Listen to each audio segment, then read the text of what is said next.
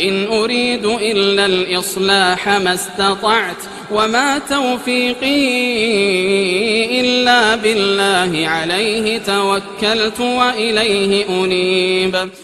میں تو اصلاح کرنا چاہتا ہوں جہاں تک بھی میرا بس چلے، اور یہ جو کچھ میں کرنا چاہتا ہوں اس کا سارا انحصار اللہ کی توفیق پر ہے، اسی پر میں نے بھروسہ کیا اور ہر معاملے میں اسی کی طرف میں رجوع کرتا ہوں۔ ورحمۃ اللہ وبرکاتہ۔ الحمد للہ نحمده ونستعینه ونستغفره ونؤمن به ونتوکل علیہ ونعوذ باللہ من شرور انفسنا ومن سیئات اعمالنا من يهده الله فلا مضل له ومن يضلل فلا هادي له واشهد ان لا اله الا الله واشهد ان محمدا عبده ورسوله اما بعد فان خير الحديث كتاب الله وخير الهدي هدي محمد صلى الله عليه وسلم وشر الامور محدثاتها وكل محدثة بدعة وكل محدثة بدعة وكل محدثة بدعة وكل بدعة ضلالة وكل ضلالة وكل بدعة ضلالة وكل بدعة ضلالة وكل ضلالة في النار۔ قال الله تبارك وتعالى في كلامه المجيد: أعوذ بالله السميع العليم من الشيطان الرجيم، بسم الله الرحمن الرحيم، يا أيها الذين آمنوا أطيعوا الله وأطيعوا الرسول ولا تبطلوا أعمالكم۔ وقال تعالى في موضع آخر: قل إن كنتم تحبون الله فاتبعوني يحببكم الله، قل إن كنتم تحبون الله فاتبعوني يحببكم الله ويغفر لكم ذنوبكم والله غفور رحيم۔ وقال تعالى في موضع آخر: من يشاقق الرسول من بعد ما تبين له الهدى ويتبع غير سبيل المؤمنين نوله ما تولى ونصله جهنم وساءت مصيرا۔ وقال النبي صلى الله عليه وسلم: من أحدث في أمرنا هذا ما ليس منه فهو رد۔ اللهم صل على محمد وعلى آل محمد كما صليت على إبراهيم وعلى آل إبراهيم إنك حميد مجيد۔ اللهم بارك على محمد وعلى آل محمد كما باركت على إبراهيم وعلى آل إبراهيم إنك حميد مجيد۔ تمام قسم کی حمد و ثنا، کبریائی اور بڑائی اس اللہ عز و جل کے لیے لائق و زیبہ ہے جس نے ہمیں اور آپ کو پیدا فرمایا، اور بیش بہا درود و سلام اس ذات مبارکہ مطہرہ پر جو ساری کائنات کے لیے رشد و ہدایت بنا کر کے بھیجے گئے، اور جن کا نام نامی اسم گرامی احمد مجتبیٰ محمد مصطفیٰ صلی اللہ علیہ وسلم۔ انداز بیاں گرچہ بہت شوق نہیں ہے، شاید کہ اتر جائے تیرے دل میں میری بات۔ عزیزان گرامی قدر، معزز علماء کرام، نوجوان دوستوں، بزرگوں اور بھائیوں، آج بتاریخ 21 ربیع الثانی 1430 ہجری مطابق 17 اپریل سن 2009 عیسوی کے اس جامع مسجد میں جو اجلاس منعقد ہوا ہے، جدہ دعویٰ سینٹر ہے سلامہ اور سی پورٹ دعویٰ سینٹر جدہ کے تعاون سے، اس میں جس موضوع پر میں آپ حضرات کی خدمت میں کچھ گزارشات اس مختصر سے لمحے میں، مختصر سے وقت میں لے کر کے حاضر ہوا ہوں، وہ موضوع ہے عرس کیا ہے، عرس کی حقیقت کیا ہے، عرس کس کو کہتے ہیں، اس کے اوپر جو شکوک اور شبہات ہیں، عرس کرنے والوں کے جو دلائل ہیں، جو براہین ہیں، اور جس انداز سے انہوں نے عرس کے جواز کے لیے فتوے دیے ہیں۔ یہ میرے پاس کتاب موجود ہے، حیدرآباد سے چھپی ہوئی فتاوی نظامیہ۔ اس کتاب کو بھی میں نے پڑھا، اور جس کے مرتب مفتی محمد رکن الدین ہیں، مفتی اول جامعہ نظامیہ حیدرآباد، اور مرتب ہیں اذان ابن عبود جابری۔ معذرت کے ساتھ ہمارے شیخ یاسر جابری کے خاندان ہی سے گویا تعلق ہے ان کا، کیونکہ یہ حیدرآباد کا یمنیوں کا خاندان۔ کہاں گئے حضرت؟ تو میں نے جب اس کتاب کو دیکھا تو مجھے شیخ یاسر جابری نظر آئے کہ وہ مجھے شعر یاد آیا جس میں کسی شاعر نے کہا کہ دو پھول کیا ہے وہ کہ ساتھ نکلے قسمت جدا جدا ہے، دو پھول ساتھ نکلے قسمت جدا جدا ہے، اکا بنا ہے صحرا ایک قبر پہ پڑا ہے، اکا بنا ہے صحرا ایک قبر پہ پڑا ہے۔ تو یہ قبر پرست یاسر اذان ابن عبود جابری، انہوں نے ترتیب دیا ہے تاہا پبلیکیشن ہاؤس، بارکس حیدرآباد دکن، جس میں انہوں نے عرس، فاتحہ، چہلم، نظر و نیاز اور 11ویں شریف اور میلاد النبی کے مکمل فتاوے اور اس کے جائز ہونے کے ثبوت پیش کیے ہیں۔ دوسری کتاب میرے پاس ہے عرس کیا ہے، یہ بہت زمانے سے میرے پاس کسی بھائی نے فوٹو کاپی کر کے روانہ کیا، بھیجا، اللہ انہیں جزائے خیر عطا فرمائے، اور اس سے بہت ساری معلومات۔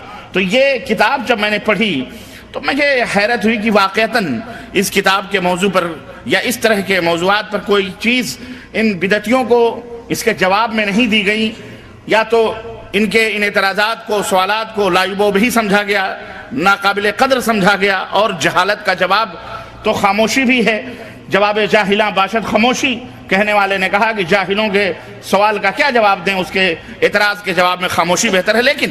لیکن چونکہ ترہ ہو جاتا ہے، غرور آ جاتا ہے، تکبر آ جاتا ہے، گھمنڈ آ جاتا ہے، اس لیے کبھی کبھی اس گھمنڈ کو توڑنے کے لیے کچھ باتیں کہہ بھی دی جائیں تو زیادہ مناسب اور وہ زیادہ موزوں اور بہتر ہوتی ہیں۔ تو عزیزان محترم، آج کے اس اجلاس میں انشاءاللہ تبارک و تعالی قرآن و سنت کے حوالے سے کچھ باتیں عرس کی حقیقت کے تعلق سے میں آپ کی خدمت میں رکھوں گا۔ اللہ عز و جل سے دعا ہے کہ اللہ تبارک و تعالی ہمیں اور آپ کو نیک عمل کرنے کی توفیق عطا فرمائے اور ہمیں خالص کتاب و سنت پر چلنے کی توفیق عطا فرمائے، آمین یا رب العالمین۔ عرض کرنے سے پہلے میں اپنے سامعین کو، آڈینس کو چند حقائق، چند باتیں بنیادی طور پر بتلانا مناسب سمجھوں گا، کیونکہ یہ وہ بنیادی باتیں ہیں جس سے غلط فہمیاں دور ہو جاتی ہیں اور لوگ ہر قسم کے شکوک و شبہات سے اپنے دماغوں کو صاف کر لیتے ہیں، اور آپ حضرات کو بھی چاہیے کہ اپنے دماغوں کو صاف کر لیں ہر قسم کے شکوک و شبہات سے، اپنے تعلق سے، اپنے میسج، اپنے مشن،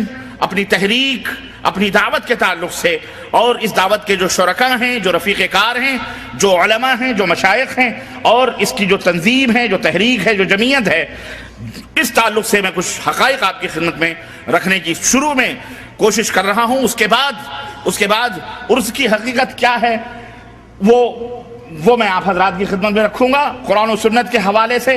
قرآن و سنت کے حوالے کیا دیں گے ہم اس سلسلے میں، کیونکہ قرآن و سنت میں اس کا وجود ہی نہیں ہے، تو پھر جس چیز کا وجود ہی نہ ہو قرآن و سنت میں اور اسے دین سمجھا جائے، وہ دین کب ہو سکتا ہے؟ لیکن پھر بھی ان کے جو سوالات، ان کے جو اعتراضات ہیں وہ آپ کی خدمت میں رکھیں گے، اور انشاءاللہ ایک ایک کا تجزیہ بھی کریں گے، اور ایک ایک کی بخیے بھی ادھیڑیں گے، اور ان کی پرخچیاں بھی اڑائیں گے، اور دکھائیں گے آپ کو کہ ان دلائل کے جو انبار، یا ان کے پاس جو قرآن و سنت کے دلائل ہیں، یہ کس انداز سے ان سے دھوئیں اڑ رہے ہیں یا غبار اڑ رہے ہیں، جن کی کوئی حقیقت اس کے سوا نہیں ہے کہ ایک ریت کی دیوار ہے جو سامنے کھڑی ہے، اور دیکھنے والا مسافر یہ سمجھتا ہے کہ اس دیوار کو پار کرنا بہت مشکل ہے، لیکن ہلکا سا ہوا کا ایک جھونکا آتا ہے تو ریت کی وہ دیوار کس طرح سے مسمسا کر بیٹھ جاتی ہے اور راستہ خود ہی نظر آنے لگتا ہے، منزل دکھائی دیتی ہے۔ انشاءاللہ ایک ایک دلیلوں سے غبار اڑتی ہوئی آپ دیکھیں گے انشاءاللہ تعالیٰ، ان لیچر پوچھ دلیلوں سے۔ اللہ عز و جل سے دعا ہے کہ اللہ تعالیٰ ہم سب کو ابطال باطل اور احقاق حق کی توفیق عطا فرمائے۔ اللہم ارنا حقا، اللہم ارنا حقا، اللہم ارنا حقا حقا وارزقنا اتباعہ۔ اے اللہ ہمیں حق کو حق دکھلا اور اس کے اتباع کرنے کی توفیق عطا فرما۔ وارنا باطلا وارنا الباطل باطلا وارزقنا اجتنابہ، اور اے اللہ ہمیں باطل کو باطل بتلا، دکھلا، اور اس سے پرہیز کرنے کی توفیق عطا فرما، آمین یا رب العالمین۔ چند باتیں بنیادی طور پر، وقت بہت کم ہے اس لیے آپ جلدی سمجھنے کی کوشش کریں، میرے پاس اتنا ٹائم نہیں ہے، کیونکہ مغرب اور عشاء کے درمیان کا جو وقت ہوتا ہے بہت شارٹ ہوتا ہے، اور معذرت کے ساتھ اگر 10-5 منٹ تھوڑی اگر تاخیر ہو جائے منتظمین سے تو میں گزارش کروں گا کہ تھوڑی سی تاخیر 10-15 منٹ کر لیں، اس کے بعد انشاءاللہ جماعت کھڑی ہو جائے گی، نماز ادا کر لیں گے، بیچ میں ڈسٹرب نہ کریں پلیز۔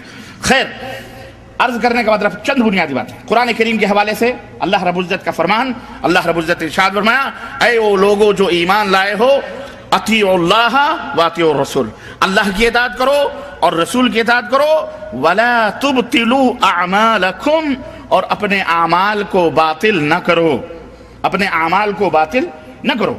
مفسرین نے، تفسیر کرنے والوں، صحابہ، تابعین، تبع تابعین، محدثین، سب اس بات پر متفق ہیں کہ اللہ کی اطاعت کرنا فرض ہے، رسول اللہ صلی اللہ علیہ وسلم کی اطاعت کرنا فرض ہے۔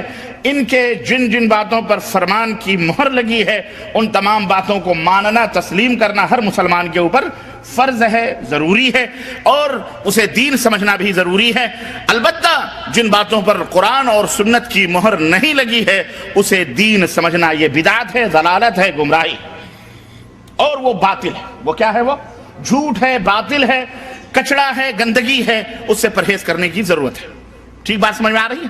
قرآن کریم کی دوسری آیت کریمہ اللہ رب العزت فرمایا اے میرے حبیب آپ کہہ دیجئے کہ اگر تم اللہ سے محبت کرتے ہو فاتبعونی، تو میری اتباع کرو، میری پیروی کرو، میری اطاعت کرو، میرے پیچھے پیچھے چلو.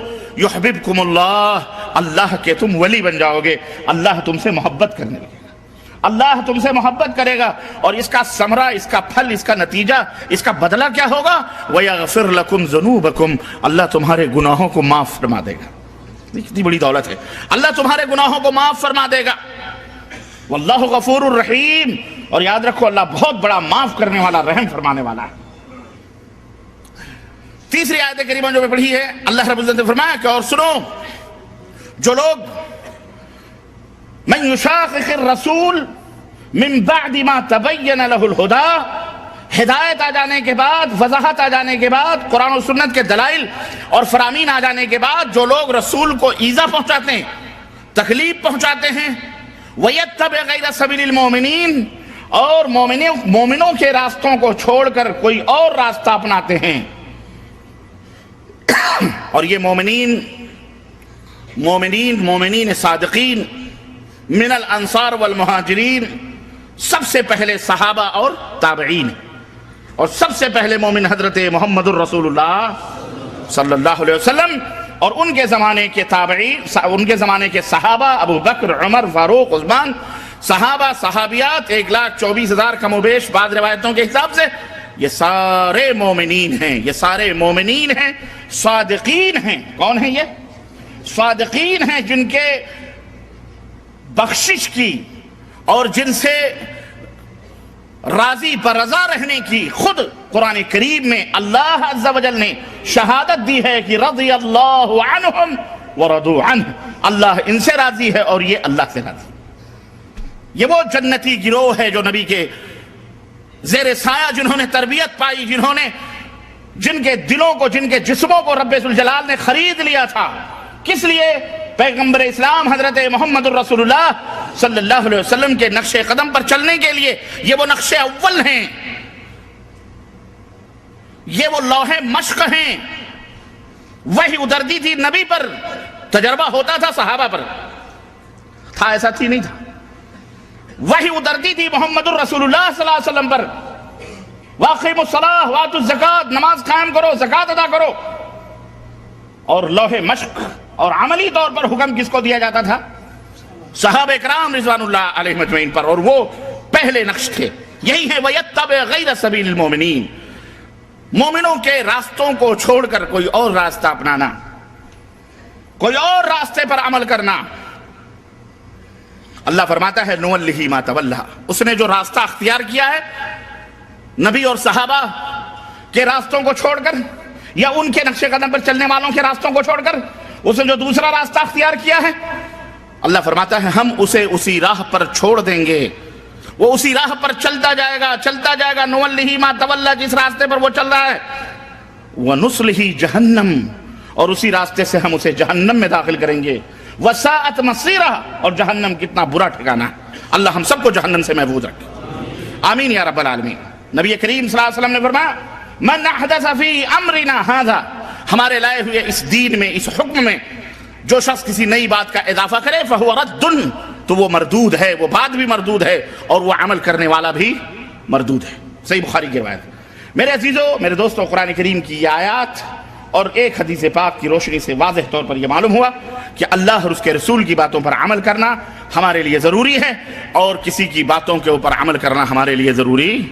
اور اگر کوئی شخص، کوئی بھی امتی بڑا ہو یا چھوٹا، کوئی بھی امتی بڑا ہو یا چھوٹا، نبی کریم صلی اللہ علیہ وسلم کی مخالفت میں کوئی نیا کام ایجاد کرتا ہے، یا اپنے طور پر کسی چیز کو دین سمجھ کر اسے رائج کرتا ہے، وہ کسی نبی کی امت کے اوپر، اس کے اوپر عمل کرنا واجب اور ضروری نہیں ہے، بلکہ وہ بدعت ہے. وہ کیا ہے؟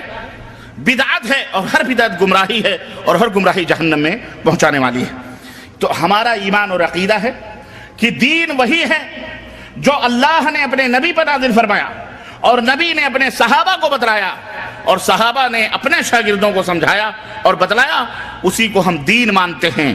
اس کے علاوہ ہم ہر چیز کو جو دین میں شامل کی جائے اسے بے دینی مانتے ہیں، اسے ہم دین سے جدا تصور کرتے ہیں۔ بات سمجھ میں آئی کہ نہیں آئی؟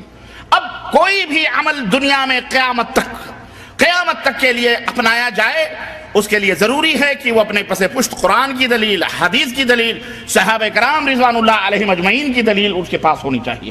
علیکم بسنتی و سنت الخلفاء الراشدین المہدیین، تمہارے لیے میری سنت اور میرے خلفاء راشدین کی سنت کو لازم پکڑنا ضروری ہے۔ ایک بنیادی بات تو یہ ہے کہ ہماری دعوت کی اساس اور بنیاد اتباع پر ہے، توحید پر ہے، تقلید اور اندھی تقلید اور ہر ایک کے پیچھے دوڑنے کے اوپر نہیں۔ ہم اطاعت اور اتباع کے قائل ہیں، ہم تقلید کو حرام سمجھتے ہیں۔ تقلید کو ہم کیا سمجھتے ہیں؟ حرام سمجھتے ہیں، اندھی تقلید کو، کسی کے پیچھے دوڑنے کو بغیر دلیل اور بغیر ثبوت کے۔ دوسری بات یہ ایک بات ہے، دوسری بات یہ ذہن میں رکھیں کہ قرآن اور احادیث کی دلیل دے دینا کمال نہیں ہے، بلکہ قرآن اور احادیث کی دلیلوں کو اس انداز سے سمجھنا جس طرح سے ہمارے سلف نے سمجھا ہے، نبی کریم صلی اللہ علیہ وسلم نے جس طرح اپنے صحابہ کو سمجھایا ہے، صحابہ نے اپنے شاگردوں کو، اپنے اطاعت کرنے، اپنی پیروی کرنے والے، اپنے پیچھے آنے والے تابعین کو، تبع تابعین کو سمجھایا ہے، اسی طرح سے قرآن و حدیث کو سمجھا جائے گا۔ اب اس کے علاوہ جو سلف سے جس کی تفسیر یا جس کی تشریح ثابت نہیں ہوگی، صحابہ نے جس کے اوپر عمل نہ کیا ہوگا، تابعین نے جسے نہ اپنایا ہوگا، اسے ہم ماننے کے لیے تیار۔ قرآن اور احادیث میں کسی کو اجازت نہیں دیں گے کہ ہم اپنی طرف سے کوئی اپنے فہم، اپنی فکر، اپنے نظریہ یا اپنا عقیدہ اپنی مرضی سے کوئی بھی اختیار کرے، ہم اس کو ماننے کے لیے تیار نہیں ہیں، چاہے وہ اپنے بڑے سے بڑا کوئی عالم ہو، چاہے کوئی شیخ الحدیث ہو، چاہے کوئی بھی۔ البتہ کوئی بھی کوئی بات کہتا ہے کہ قرآن کریم کا یہ مفہوم ہے، ہم کہیں گے کہ ثابت کرو کہ سلف نے اس کو سمجھا ہے، سلف نے اسی طرح سے اس کو بتلایا، صحابہ اکرام رضوان اللہ علیہم اجمعین نے اسی کے مطابق اس کے اوپر عمل کیا، ہمیں بتلاؤ، ہم تسلیم کرنے کے لیے تیار ہیں قرآن کے اس معنی کو، ورنہ ہم اس کو بازیچہ اطفال، بچوں کا کھلونا، کسی کے ہاتھ میں قرآن و حدیث کو اس طرح سے کھیلنے کے لیے دینے کے لیے تیار نہیں ہے۔ اگر یہ ہم مان لیں تو آج دیکھیں اس بات، اپنی منمانی قرآن اور حدیث کی تعویل اور تفسیر کرنے والوں کا کرنے کی وجہ سے جو نتائج آج امت میں پیدا ہوئے ہیں، 73 سے زائد فرقے امت میں پیدا ہو گئے، جس کو دیکھو نبی بن رہا ہے، جس کو دیکھو اپنے آپ کو ولی بن رہا ہے، جس کو دیکھو اپنے آپ کو پتہ نہیں کہاں کہاں پہنچا رہا ہے، اور لوگ جس کو دیکھو لوگوں کے بارے میں کیا کیا عقیدے اور کیا کیا خوشگپیاں رکھتے ہیں۔ ایک چیز یہ وضاحت بھی ضروری تھی جس کو آپ کو بتلانا بہت ضروری ہے۔ تیسری بات بنیادی طور پر میرے عزیزوں، میرے دوستوں، اللہ رب العزت نے فرمایا قرآن کریم میں کہ مسلمانوں سنو، تمہارے سب سے بڑے دشمن، پکے دشمن اس دنیا کے اندر یہودی۔ کون ہے؟ یہودی بڑے دشمن ہیں تمہارے، والذین اشرکوا، اور وہ جو شرک کرتے ہیں، یہ مومنوں کے پرلے درجے کے بڑے دشمن ہیں۔ یہودیوں کو اللہ کے رسول صلی اللہ علیہ وسلم نے جنگ کی، غزوہ خیبر میں آپ کو معلوم ہے وہ لڑائی، گھیرا، قتل ہوا، ان کے دلوں کے اندر بغض اور حسد اور کینہ، وہ نبی کریم صلی اللہ علیہ وسلم کے اوپر کتنی دفعہ انہوں نے حملے کیے، نبوت کے چراغ کو گل کرنے کی کوشش کی۔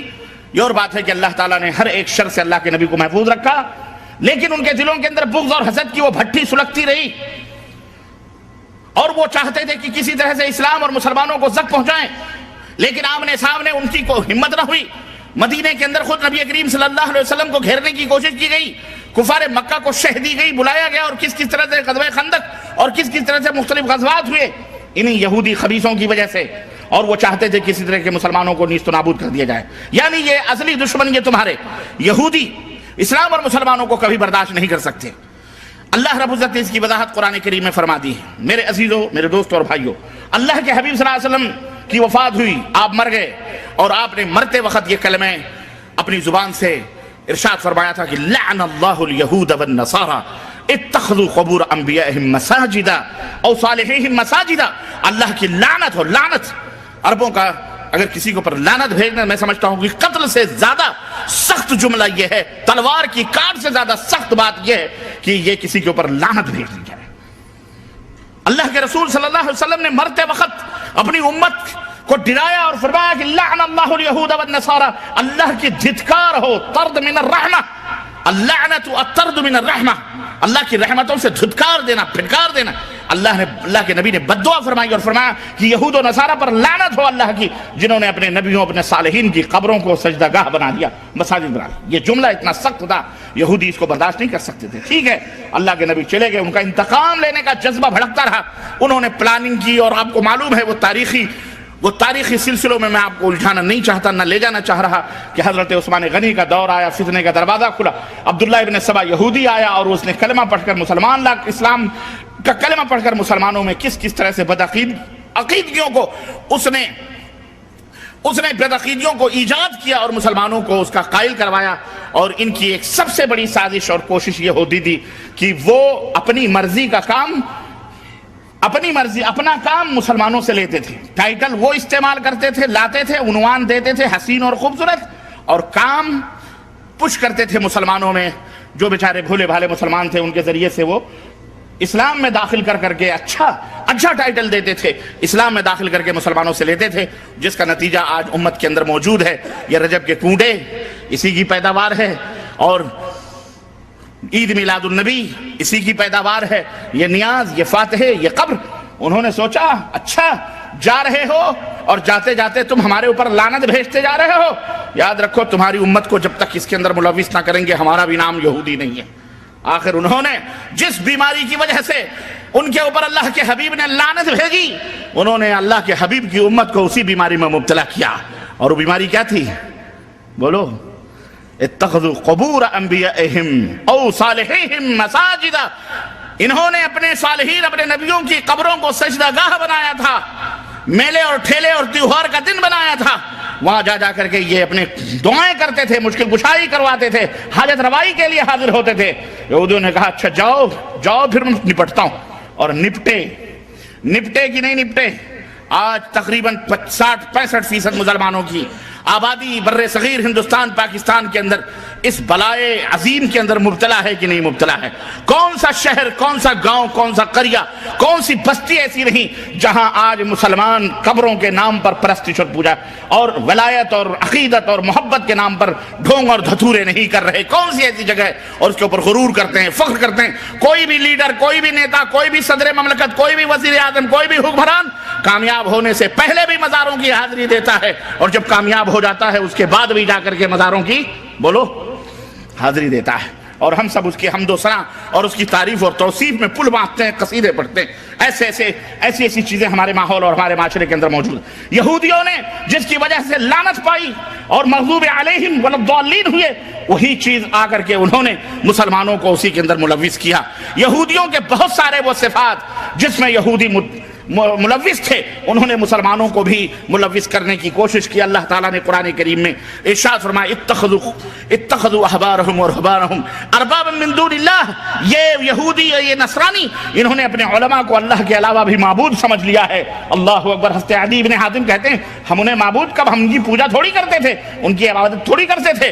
اللہ کے نبی نے فرمایا یہ بتاؤ اگر وہ کہتے تھے حلال تو تم حلال سمجھتے تھے، جس چیز کو حرام کہتے تھے تم حرام سمجھتے تھے؟ ایسا نہیں تھا۔ یہودی کہتے تھے ہاں یہ تو تھا، تو اللہ کے نبی نے فرمایا یہی تو انہیں معبود بنانا ہے، رب بنانا ہے، کہ امر اور نہیں کے فیصلے، شریعت کے مسائل، تم حلال و حرام کے وہ مسائل تم نے اپنے علماء کے گلے میں لگا دیے کہ یہ جس کو کہیں حلال وہ حلال، اور یہ جس کو کہیں حرام وہ حرام، نہ نبی نہ رسول نہ کچھ۔ تو اس طرح سے آج امت بھی اسی اندھی تقلید کے اندر یہودیوں کے روش پر چل کر جناب علی اماموں کے مسئلوں کو گڑھ کر کوئی فلانے امام کوئی ڈھکانے امام، ہمارے امام کے ہاں حرام، تیرے امام کے ہاں حلال، اس کے امام کے ہاں جائز، اس کے امام کے ہاں ناجائز، اس کے ہاں وہی چیز حلال ہے عبادت ہے، اور وہی دوسری چیز دوسرے امام کے ہاں حرام ہے اور گناہ ہے اور برا ہے۔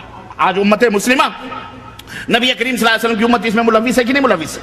بولو تقلید اندھی تقلید کے اندر، یہ سارے اور بہت سارے کارنامے میرے پاس وقت نہیں ہے، ورنہ میں ان کی دسیسہ کاریاں، ان کی ریشہ دوانیاں جو نبی کے وفات کے بعد امت کے اندر ہوئی ہیں، میں ان کا پورا نقشہ آپ کی خدمت میں پیش کرتا، اور امت اس طرح سے یہود و نصارہ کے نقش قدم پہ چلتی رہی، چل پڑی، اور آج تک یہ چل رہی ہے۔ اے مسلمانوں، تمہیں ہوش کے ناخن لینا پڑے گا، اس زنگ سے، اس مکڑی کے جالے سے اور اس تاریکی ظلمت کو مٹانا ہمارا اور تمہارا کام ہے۔ اس کے خلاف آواز بلند کرنا، اس کے خلاف کھڑے ہو جانا، اور اس کے خلاف قرآن و سنت کا پیغام لے کر کے گلی گلی، نگر نگر، ڈگر ڈگر جا کر کے مسلمانوں کے اندر بیداری پیدا کرنا، یہ ہماری اور آپ کی ذمہ داری ہے، ورنہ قیامت کے دن پوچھے جاؤ گے۔ حق قرآن و سنت کا نام ہے، حق کتاب اللہ اور سنت رسول اللہ کا نام ہے، اس کے علاوہ کوئی بات، کوئی چیز حق بولو نہیں۔ اس لیے اس کو سمجھو بھی، اور اس کو سمجھ کر کے اس کے مطابق عمل بھی کرو، اور لوگوں کو اس کی طرف دعوت بھی دو۔ یہ رجب کا کوڑا 22 رجب کو، یا کون سی رجب کو 22 رجب کو منایا جاتا ہے، جعفر صادق کے نام پر آپ تاریخ کے حوالے اٹھا کر میں چیلنج کرتا ہوں، اس منبر رسول صلی اللہ علیہ وسلم سے جاؤ، دنیا کے کوشے میں تاریخ اٹھا کر کے دیکھو، اللہ کی قسم ہے جعفر صادق کی نہ پیدائش 22 رجب کو ہوئی ہے، نہ ان کی وفات 22 رجب کو ہوئی ہے۔ جعفر صادق کا کوئی تعلق رجب کے مہینے سے ہے ہی نہیں، پھر یہ جعفر صادق کا فاتحہ کیا مطلب ہے؟ ہاں، جعفر صادق چونکہ امام ابو حنیفہ ان کے شاگرد تھے، انہوں نے سوچا کہ کسی طرح سے اپنے من کا کام ان مسلمانوں سے لیا جائے، سارے حنفی ہیں، امام ابو حنیفہ سے محبت کرتے ہیں، جب شاگرد سے محبت کرتے ہیں تو استاد سے محبت کیوں نہیں کریں گے؟ انہوں نے کیا کیا؟ انہوں نے کہا اچھا ایک تاریخ متعین کرو، اس تاریخ میں ان کو حلوے ماٹھے کھلاؤ، پوڑیاں کھلاؤ، سہاریاں کھلاؤ اور مٹھائیاں کھلاؤ، حلوے کھلاؤ۔ چنانچہ انہوں نے 22 رجب المرجب کا دن مقرر کیا اور کہا کہ جعفر صادق کی فاتحہ ہے، اور جانتے ہو جعفر صادق امام ابو حنیفہ کے استاد ہیں۔ اب لوگوں نے کوا کان لیے جا رہا ہے، اسی کے پیچھے دوڑ پڑے، انہوں نے یہ پتہ نہیں لگایا کہ جعفر صادق کی حقیقت کیا ہے۔ جس طرح پروفیسر آرنلڈ جو سابق پروفیسر تھا مسلم یونیورسٹی علی گڑھ کا، اس نے ایک بات کہہ دی، اس نے اپنی ایک کتاب میں ایک بات کہہ دی، اور وہ بات یہ تھی کہ خواجہ معین الدین چشتی اجمیری نے اسلام کو متعارف کروایا ہندوستان میں۔ اب اس نے مستشرق عالم تھا، نصرانی تھا، اور مسلم یونیورسٹی علی گڑھ کا پروفیسر تھا، اب اس نے یہ بات کہہ دی۔ اب ہمارے ہندوستانی مولوی اس بات کو لے کے اڑ گئے، انہوں نے تحقیق ہی نہیں کی کہ آخر اجمیری صاحب آئے کب ہندوستان، پیدا کب ہوئے، مرے کب۔ اب جناب عالی بڑے بڑے حکیم الامت بھی لکھتے جا رہے ہیں، بڑے بڑے تنظیموں اور تحریکوں کے لیڈر بھی لکھتے جا رہے ہیں۔ ابو الحسن ندوی صاحب جو بہت بڑے جو ہے مولانا تھے، انتقال کر گئے، وہ بھی اپنی کتاب میں تاریخ دعوت و عزیمت میں یہی لکھ رہے ہیں کہ مشائخ چشت نے ہندوستان میں اسلام کو متعارف کروایا، استغفر اللہ۔ اور یہی نہیں بلکہ ایک بہت بڑے تحریک کے بانی مولانا مودودی صاحب ہیں، انہوں نے بھی اپنی کتاب کے اندر لکھ مارا کہ جو ہے پروفیسر آرنلڈ فرماتے ہیں کہ خواجہ معین الدین چشتی اجمیری نے اسلام کو ہندوستان۔ اب جب اتنے بڑے بڑے لیڈران دین زچ کھا سکتے ہیں، غوطہ زنی خرافات میں کر سکتے ہیں، تو لوگ جو عوام الناس ہیں بیچارے، ان کا تو مبلغ علم کیا ہے آپ خود اندازہ لگا سکتے ہیں۔ چنانچہ ہمارے بر صغیر میں مشہور ہو گیا کہ جناب علی خواجہ صاحب لائے ہیں، خواجہ صاحب دین کو لائے ہیں ہندوستان میں۔ ہند کے راجہ کون ہیں؟ بولو، ہند کے راجہ کون ہیں؟ معین الدین چشتی اجمیری لائے ہیں۔ اب صاحب دیکھو، صاحب وہی رٹ رہے ہیں کہ نہیں رٹ رہے؟ خواجہ صاحب نے 600 برس چھٹ اسلام کے 600 برس کے بعد خواجہ معین الدین چشتی اجمیری کہاں پیدا؟ سنجر میں پیدا ہو رہے ہیں، وہ جو افغانستان سے ادھر کا علاقہ ہے ماورا النہر کا، پیدا وہاں ہو رہے ہیں۔ کہاں سے ٹھوکریں اوکریں کھاتے کھواتے، مجاوری کرتے ہوئے، قبر پوجتے ہوئے، داتا گنج حجویری کے مزار پر 3 سال تک مراقبہ اور پتہ نہیں خرافات اور جاروب کشی کرتے کیسے وہ اجمیر پہنچے، جو راجاؤں اور ٹھاکروں کا دیش تھا جسے راجستھان کہتے ہیں، اجمیر کے، اور وہاں پہنچ کر کے انہوں نے اپنے 600 یعنی 600 برس تک اسلام ہندوستان میں آئے نہیں۔ کسی کو یہ سوچنے کی نوبت نہیں ملی کہ محمد ابن قاسم رحمت اللہ علیہ 93 ہجری میں سندھ کے دروازے کھٹکھٹا رہے تھے اپنی 12,000 فوجوں کو لے کر، جو محدثین کی علماء ربانیین کی ٹیم تھی، 12,000 مجاہدین سندھ کے دروازے کو کھٹکھٹا ہی نہیں رہے تھے، بلکہ گھوڑوں کی ٹانپوں سے ملتان اور سندھ کی سرزمینوں کو سبزہ زار بنا رہے تھے، رحمت و شفقت کا جو ہے شامیانہ کر رہے تھے، اور لوگ جوخ در جوخ اسلام قبول کر رہے تھے۔ 93 ہجری میں اس وقت امام ابو حنیفہ رحمۃ اللہ علیہ بھی نابالغ تھے، 13 برس کے تھے۔ کتنے برس کے تھے؟ لیکن کوا کان لیا جاتا ہے جب آدمی اندھا ہو جائے تو اس کا کیا علاج ہے؟ اس کا یہ علاج ہے جو جب بھی ایک آدمی اندھی چال چل گیا تو اس کو جدھر بھی ڈھکیلو بھیڑ کو تو بھیڑ کی طرح چلتی۔ یہ نہ سوچیں آپ، دیکھیں عرض کرنے کا مطلب کیا ہے، یہ کہ یہی حشر ہوا ہمارے دین کے ساتھ ہو رہا ہے۔ جس نے جو کہہ دیا حضرت ہیں، علامہ ہیں، محقق ہیں، الحاج ہیں، فلانے ہیں، آپ نام کے پہلے جو القاب ہوتے ہیں وہی سجدہ ریز ہو جاتے ہیں، عقیدت و محبت میں وہی تلوے چاٹنے شروع کر دیتے ہیں، وہیں سو جاتے ہیں، تو پھر آگے آپ کا کیا، آپ کیسے تحقیق کریں گے؟ لیکن نہیں، سنو، مومن کی یہ شان نہیں ہے۔ مومن کی شان کیا ہے؟ یا ایھا الذین آمنوا ان جاءکم فاسق بنبأ فتبینوا۔ مومن کی علامت یہ ہے کہ کوئی بھی خبر اس تک پہنچتی ہے اس کی تحقیق کرتا ہے، بغیر تحقیق کے وہ فیصلہ، تو محقق وہ بنو، محقق، ان جاہل مولویوں کی طرح گدھے نہ بنو، ان جاہل ملاؤں کی طرح اندھے لولے لنگڑے نہ بنو۔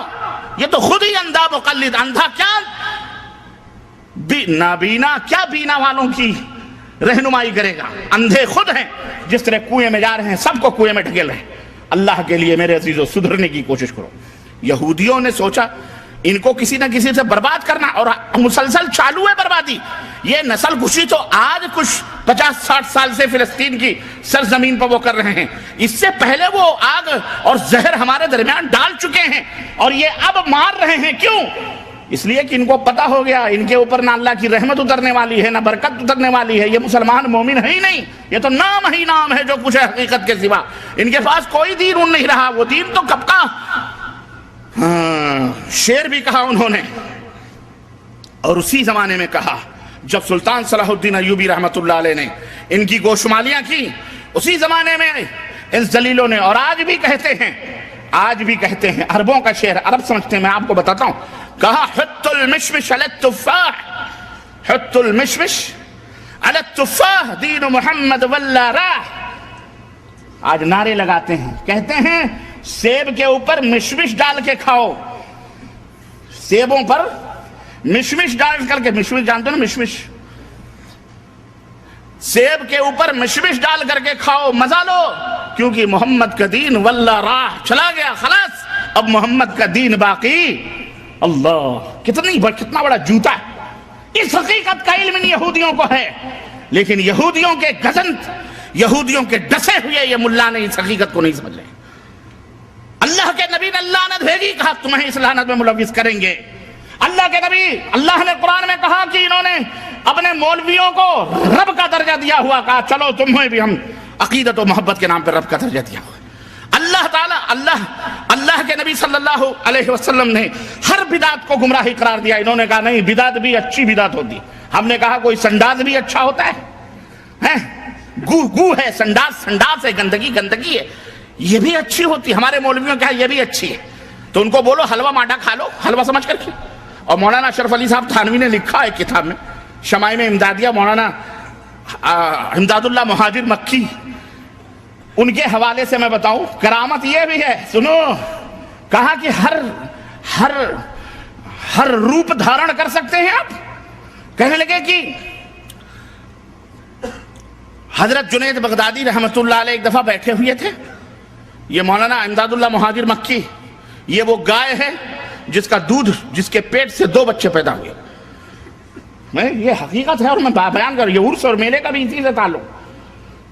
اس کے پیٹ سے 2 بچے پیدا ہوئے، ایک دیوبند میں اور ایک بریلی میں۔ یہ دونوں بیٹھ گئے بریلی میں، خان صاحب وہاں ہیں، وہاں خان صاحب ہیں، اور یہاں شیخ صاحب ہیں، شیخ صدیقی۔ کون ہے؟ یہ شیخ اور پٹھان کی لڑائی ہے، اور کچھ لڑائی نہیں ہے، اور واللہ بدلا یہ شیخ اور پٹھان کی لڑائی ہے۔ یہ دین کی لڑائی، دین تو اس لیے انہوں نے بنا لیا ہے تاکہ روٹی بوٹی اگر ادھر جا رہی ہے تو ادھر بھی روٹی بوٹی آئے، ورنہ یہ دونوں ایک ہی رخ کے، ایک ہی سکے کے دو رخ ہیں، ایک ہی روپیہ ہے اس کے دو رخ ہیں، ادھر دال ہے اور ادھر با ہے، بریلی میں بے ہے اور دیوبند میں بولو، اور ان دونوں کو ملا لو تو کیا ہوتا ہے؟ انگریزی میں بھی بیڈ ہوگا، اردو میں تو بد آتا ہی ہے۔ عاقل صاحب دیوبند کے، ان کو تکلیف ہوتی ہوگی لیکن توبہ کر کے آ گئے ہیں، ادھر مکہ مدینہ آ گئے ہیں، سمجھ رہے ہیں؟ خیر، برا نہیں لگنا چاہیے، یہ ریفریشمنٹ ہے جو میں دے رہا ہوں، اور یہ ویسا ریفریشمنٹ نہیں ہے جو بچوں کو چاکلیٹ کھلانے کا، یہ حقیقت ہے، اس کی تہوں میں جاؤ گے تو تمہیں یہ حقیقت ملے گی۔ تو حاجی امداد اللہ مہاجر مکی فرماتے ہیں کہ جنید وقت، اگر میں وقت کا نام لوں تو ہمارا ایک بھائی اس میں بیٹھا ہوا ہے، اس کا دل کٹ جائے گا، وہ کہے گا میں پہلے کہتا تھا کہ اثر بعد سے پروگرام تم لو، لیکن تم نے مغرب بعد سے پروگرام رکھا ہے۔ خیر یار، آپ زندہ ہیں، میں زندہ ہوں، تو انشاءاللہ صحبتیں بڑھتی رہیں گی انشاءاللہ، ہے کہ نہیں؟ جلدی کی کیا ضرورت ہے کہ نہیں؟ دین کو سمجھنا، 23 سال میں اللہ کے نبی نے اسلام کو سمجھایا ہے۔ کتنے سال میں؟ 23 سال میں۔ اور یہاں ہم 23 سال میں جب سمجھنے والے ہوتے ہیں تو ٹپک جاتے ہیں۔ ارے بچپن کا 23 سال تک تو بچے ہی رہتے ہیں، 30 سال تک، اس کے بعد 23 سال کتنے ہو گئے؟ 53 60 تک پہنچتے پہنچتے تو دانت ٹوٹ جاتے ہیں، آپ کس چکر میں پڑے ہوئے ہیں، عقل بڈھی ہو جاتی ہے۔ تو جب سمجھنے کا وقت ہوتا ہے تب عقل بوڑھی ہو جاتی ہے، اور جب عقل بوڑھی ہو جاتی ہے تو اس کے دماغ میں کچھ نہیں آتا ہے۔ کہتے ہیں کہ جنید بغدادی رحمت اللہ علیہ بیٹھے ہوئے تھے، اتفاق سے سامنے اور جلال میں تھے، ایک کتا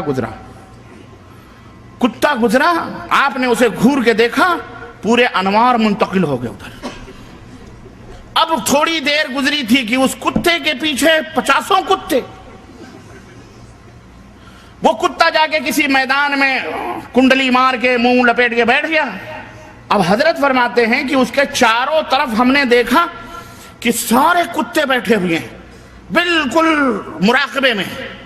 کہنے لگے یہ کیا ماجرا ہے؟ کہا حضرت نے کتے کو دیکھا، وہ کتا ولی ہو گیا، اب اس کتے نے جس کتے کو دیکھا وہ سارے ولی ہو گئے۔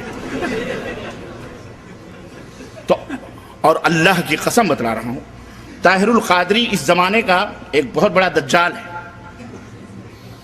نام لینا میں مناسب نہیں سمجھتا ہوں، لیکن جو خود ہی متعارف ہوں ان کو کیا، ان کے اوپر کیا ہے نام لینے۔ اس نے اپنی ایک تقریر میرے پاس موجود ہے، اس میں اس نے یہ کہا ہے کہ ایک بزرگ گئے جب مدینہ، تو دور ہی سے روتے روتے فضائل بیان کر رہا ہوں حضرت کے درگاہ، تو دیکھا کہ سائے گنبد خضرا میں ملگجے اندھیرے میں چند کتے بیٹھے ہوئے تھے، تو حضرت بھی چند کتے بیٹھے تھے، تو حضرت بھی جا کے آلتی پالتی مار کر ان کتوں میں بیٹھ گئے، اور کہتا ہے میں تو حضور کے دربار کا کتا نہیں کترا ہوں، کترا، کتے کی بھی تصغیر کترا، کہتا ہے میں تو کترا ہوں، کترا حضرت کے چوکھٹ کا۔ حضرت جا کر کے اس کتے میں بیٹھ گئے، لیکن وہ کتے بھاگے نہیں، کیوں؟ وہ معمولی کتے تھوڑی تھے، وہ کتے ہوتے تو نہ بھاگتے۔ اوہ نبی کے گنبد خضرا میں سائے میں آرام، وہ کتے نہیں تھے، وہ نہ جانے کہاں سے آئے ہوئے اولیاء اللہ تھے جو وہاں آرام کر رہے تھے، بھاگے نہیں، اس لیے وہ کتے نہیں تھے، بھاگ جاتے تو وہ کتے۔ ہم نے کہا تو اپنے بزرگوں کو کتا کہہ لے، تو کتا، تیرا باپ کتا، ابن الکتا، کتے کا کتا کتا ہی ہوتا ہے، تو مومنوں کو کتا نہ کہہ، یہ کتے کی نسل ہوگی اس لیے یہ کتے۔ اسلام میں کوئی مسلمان کتا نہیں ہوتا، کتے کتے ہوتے ہیں، اس لیے ان کی زبانوں سے بھی ہوئی کتے والی بات نکلتی ہے۔ میں کہتا ہوں تو کہتے ہیں ربانی کتا کہتا ہے، میں کیوں، میرے باپ کو کیا پڑی کسی کو کتا کہنے کی؟ وہ خود ہی اپنے آپ کو کتا کہتا ہے. جو خود ہی اپنے سر پہ جوتا مارے اس کو جوتا مارنے کیا فائدہ؟ وہ اللہ نے زندگی میں لعنت رکھی ہوئی، تو آپ اس کو لعنت کر کے کیا پاؤ گے؟ عرض کرنے کا مطلب یہ ہے، اس طرح سے ایک بزرگ تھے، کہا حضور آپ کیسے کتا بن جاتے ہیں اور کیسے انسان بن جاتے ہیں؟ اگر آپ کے پاس یہ کرامت ہے تو یہ حلوہ رکھا ہے نا، اور یہ پیخانہ رکھا ہوا ہے، آپ انسان ہیں کیسے کھا سکتے ہیں؟ اس نے حلوہ اٹھا کے کھا لیا، کہا میں انسان ہوں، اور تھوڑی دیر میں سنڈاس بھی کھا لیا کہ دیکھو میں حیوان بن گیا، کتا بن گیا تو سنڈاس بھی کھا سکتا ہوں. تو کہا انسان بن کر کے حلوہ کھا لیا اور کتا بن کر کے سنڈاس کھا لیا، دونوں ہو گیا. تو یہ عرض کرنے کا مطلب یہ ہے کہ یہ وہ گائے ہے. امداد اللہ مہاجر مکی آئیں گے، عرس مناتے ہیں، میلے مناتے ہیں، سب کچھ جائز قرار دیا انہوں نے، لیکن ان کے پیٹ سے دو نسلیں نکلیں، ایک نے دیوبند میں اپنا ڈیرا ڈالا اور ایک نے بریلی میں. یہ سب کے پیر روح رواں. عرض کرنے کا مطلب یہ ہے کہ یہودیوں نے ہمیں کہاں کہاں، یہ 22 رجب المرجب امام ابو حنیفہ کے استاذ امام جعفر صادق، جن کے نام کی فقہ بھی بنی ہے، فقہ جعفریہ. استاد کی فقہ نہیں مانتے، شاگرد کی فقہ لے کے چلتے ہو، نہیں سمجھ آئی؟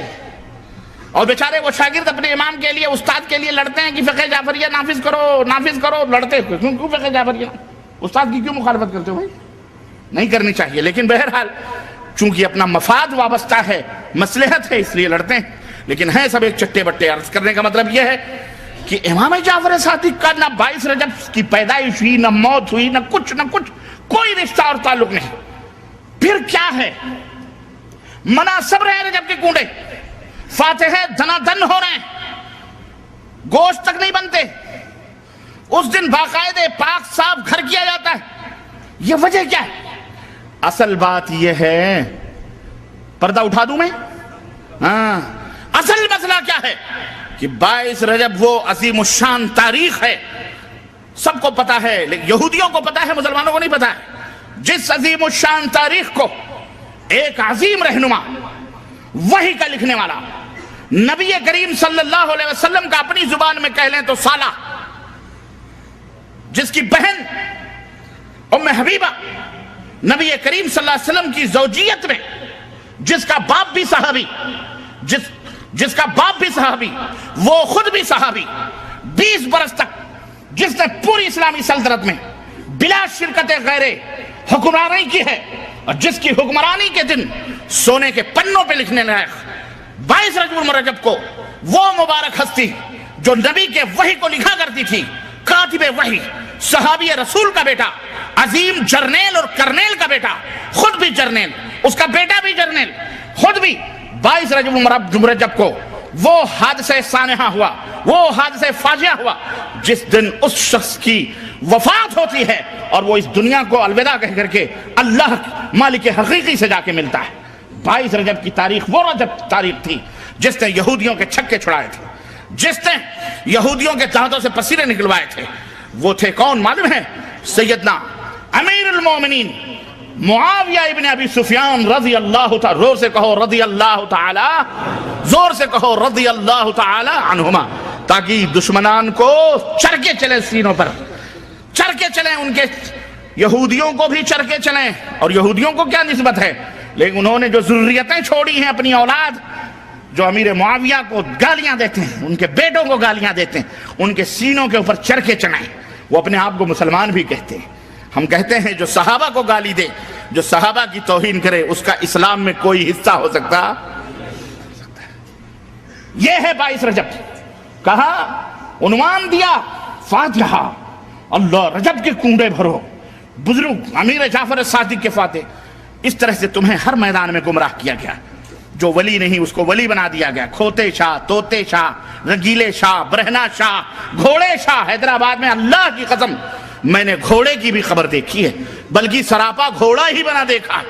حیدرآبادیوں، ڈوب کے چلو بھر پانی میں مر جاؤ.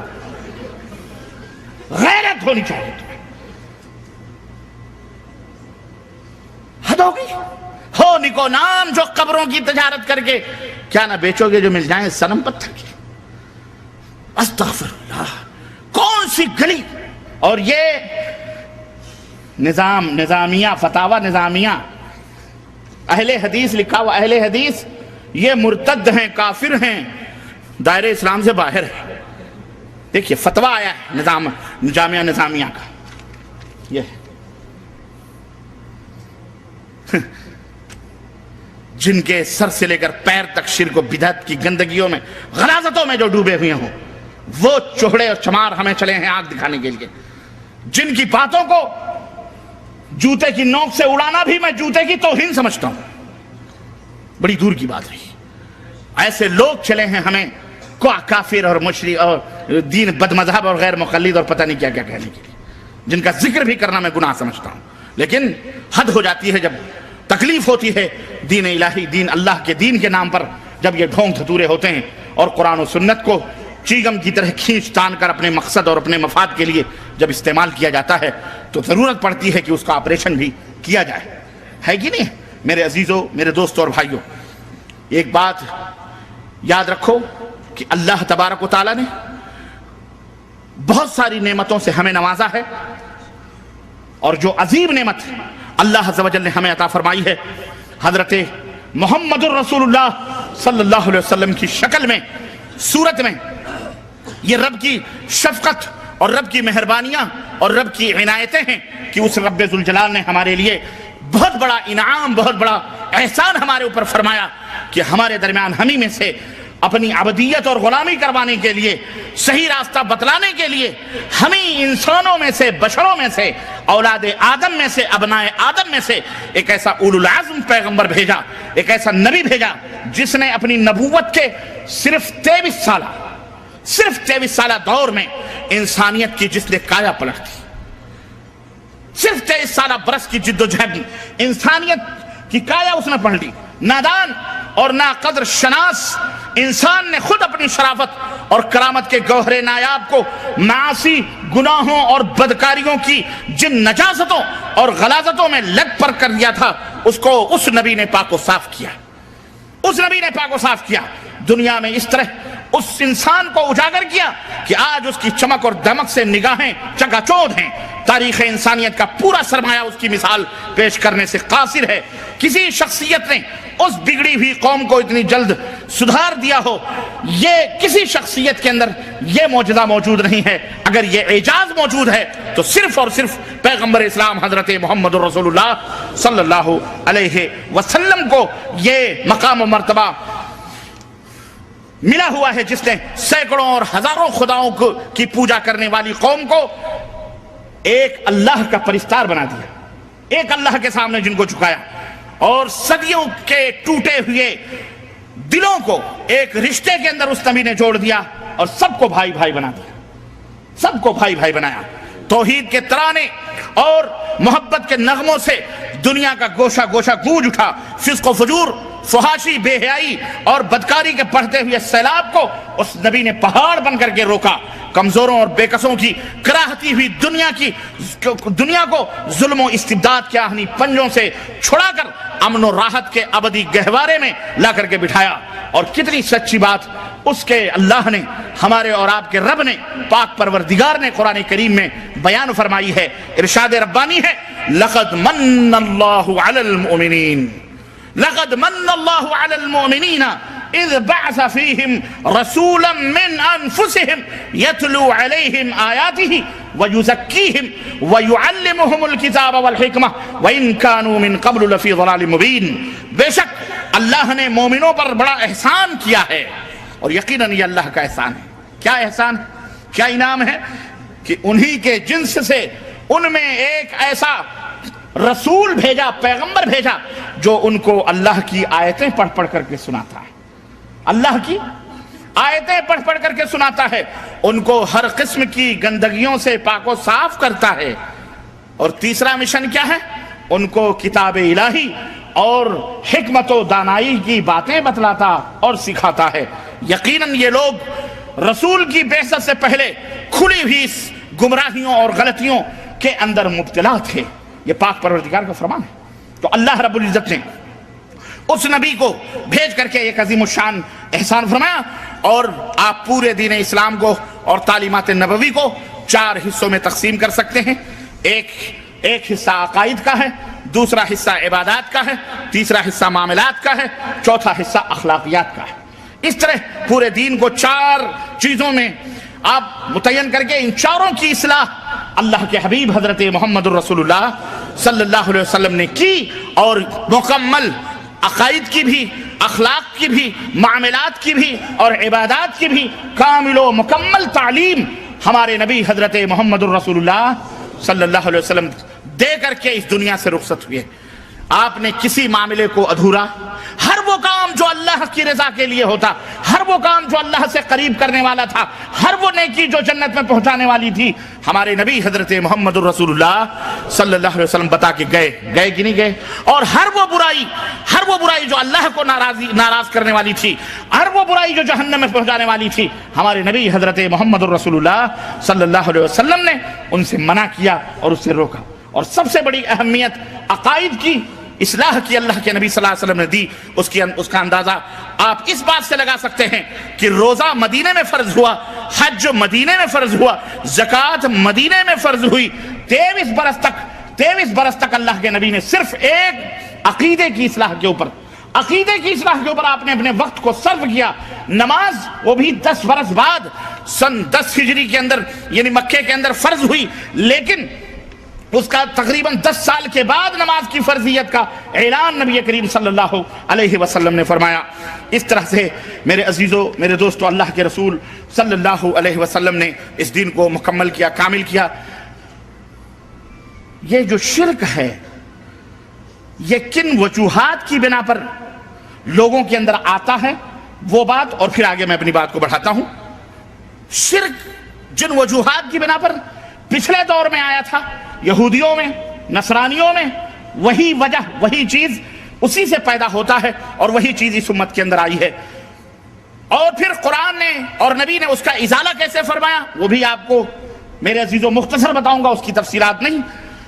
دیکھو اللہ تبارک و تعالیٰ نے قرآن کریم میں ارشاد فرمایا وَمَا يُؤْمِنُ أَكْثَرُهُمْ بِاللَّهِ إِلَّا وَهُمْ مُشْرِكُونَ سورہ یوسف آیت نمبر 106. اللہ رب العالمین نے فرمایا کہ ان میں سے اکثر لوگ جو اللہ کو مانتے ہیں، ایمان لاتے ہیں، اس کے باوجود بھی اس طرح شرک بھی وہ کرتے ہیں، شرک کے اندر وہ ملوث ہیں. شرک کا بہت بڑا ذریعہ جو لوگوں کے اندر پیدا ہوتا ہے وہ بہت بڑا ذریعہ کیا ہے؟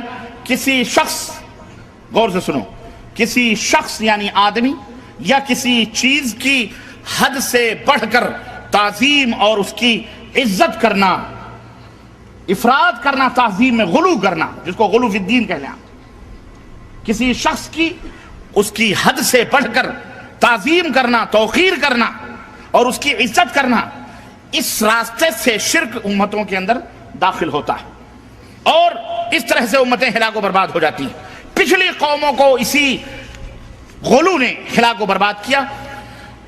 چنانچہ آپ دیکھیں کہ اسی خوش اعتقادی اور خوش فہمی نے، حسن ظن نے اور بہت زیادہ افراط غلو کرنے کی وجہ سے گوتم بدھ کو اللہ کا خدا کا مظہر بنایا گیا، رام چندر اور کرشن کو خدائی کا مقام دیا گیا، 23 بلکہ 36 کروڑ 33 کروڑ دیوتاؤں کو دنیا کا نظام چلانے والا بنایا گیا. تبت میں دلائی لاما کو خالقیت کے مسند کے اوپر اسی غلو نے بٹھایا، اور مسیح ابن مریم حضرت عیسیٰ علیہ السلام کو اسی غلو نے اللہ کا بیٹا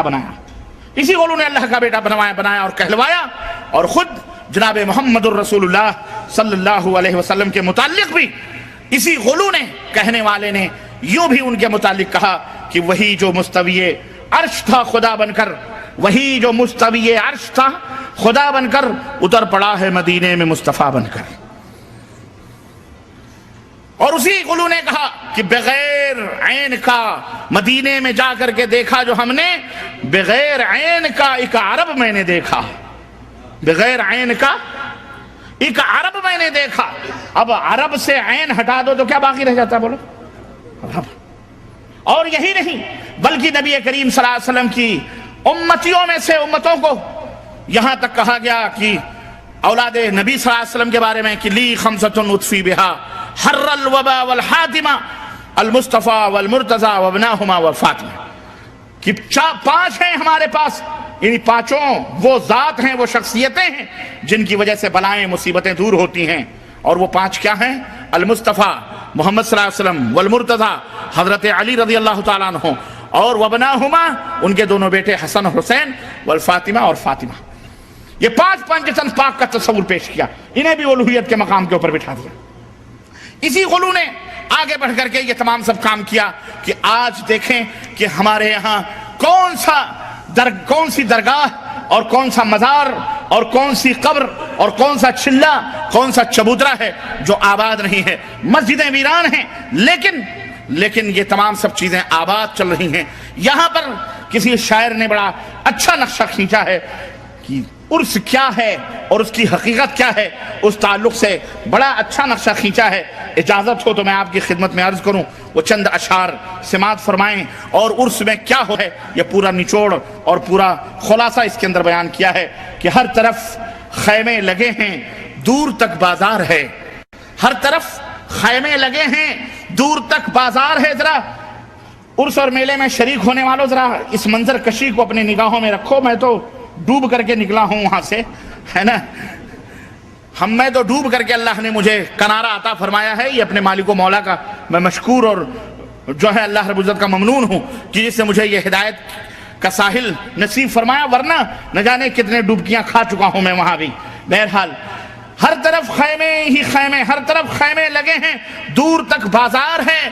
یہ نمائش ہے، کوئی میلہ ہے یا تیوہار ہے؟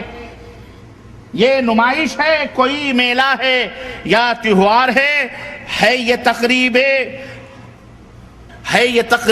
عقیدت. عرس ہے ایک پیر کا، کام کرتی ہے یہاں کی خاک بھی اکسیر کا. کام کرتی ہے یہاں کی خاک بھی اکسیر کا. ایک طوائف ہاں پریشان نہ ہو. ایک دفعہ نام نہیں لوں گا اس شہر کا، یو پی میں ہے، فیض آباد کے قریب. وہاں طوائفیں ناچتی ہیں. بہرائچ میں تو باقاعدے سٹے بٹے چلتے ہیں. پاکستان میں تو میرے پاس ویڈیو موجود ہے، اگر آپ کو میری کسی سی ڈی میں یا کسی کیسٹ میں وہ نظارے آئے ہیں آپ کو میں دکھاؤں. اعوذ باللہ استغفر اللہ. طوائفیں روپے کیا نہیں ہوتا جی، کیا نہیں ہوتا ہے. اب میرے منہ سے مت اگلواؤ، مجھے شرم آئے گی اگر میں بیان کروں. کیا بدکاریاں زناکاریاں نہیں ہوتی، اور آنکھوں نے دیکھا ہے، کانوں نے سنا ہے. ہاں بچے نہیں ہوتے تو وہاں بچے مانگتے ہیں. اعوذ باللہ، میں نہیں چھیڑنا چاہتا، اتنا ہی کافی ہے. ایک طوائف گا رہی ہے سامنے درگاہ کے، ایک طوائف گا رہی ہے سامنے درگاہ کے، کیا مزے ہیں حضرت قبلہ سہاگن شاہ کے. ایک طوائف گا رہی ہے سامنے درگاہ کے، کیا مزے ہیں حضرت قبلہ سہاگن شاہ کے. عورتوں کی بھیڑ میں نظارہ ٹھوکر کھائے ہے، عورتوں کی بھیڑ میں نظارہ ٹھوکر کھائے ہے. اس ہجوم رنگ و بو میں کب خدا یاد آئے ہے، اس ہجوم رنگ و بو میں کب خدا یاد آئے ہے. مقبروں کی جالیوں پر عرضیاں لٹکی ہوئی، مقبروں کی جالیوں پر عرضیاں ہوتی کہ نہیں ہوتی. مقبرے تو مقبرے، وہ قرب و جوار کے پیڑ بھی بد شکل ہو جاتے ہیں. پیڑوں پر، درختوں پر، پتیوں پر، جہاں چاہتے. عورتیں چوٹیاں کھول کے باندھ رہی ہیں، ربنیں باندھ رہی ہیں، چوڑیاں لٹکا رہی ہیں، سب ہو رہا ہے. مقبروں کی جالیوں پر عرضیاں لٹکی ہوئی، یہ وہ منزل ہے جہاں ہے نیکیاں بھٹکی ہوئی.